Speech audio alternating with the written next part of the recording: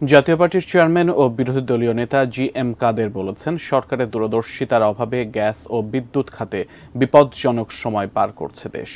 দলের বনানী কার্যালয়ে ঢাকা মহানগর উত্তর জাতীয় পার্টি আয়োজিত এক মতবিনিময় সভায় এ মন্তব্য করেন জি.এম. কাদের। তিনি বলেন, ভাড়াভিত্তিক বিদ্যুৎ কেন্দ্রকে অলস বসিয়ে ক্যাপাসিটি চার্জের নামে হাজার হাজার কোটি টাকা দেওয়া হচ্ছে তাদের।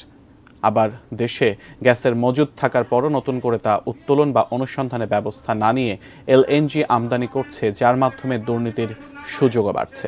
জি.এম. কাদের বলেন, তার দলসহ অনেকেই যারা সরকারি সুবিধা পান তারা মনে করেন সরকার আর বদলাবে না।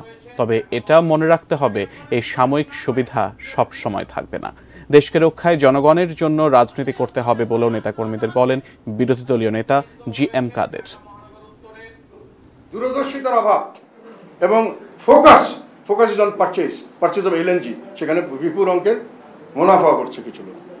এই হলো আমাদের, আমি এই জন্যই বললাম যে দুটো সেক্টর নিয়ে আমি কথা বলেছি, দুটো সেক্টরই খুবই ভার্নারেবল পজিশনে আছে এবং জনগণের অর্থ এখান থেকে বিশালভাবে, ঠিক অন্যায্যভাবে এগুলো জনগণের সম্পদ এখান থেকে চলে যাচ্ছে।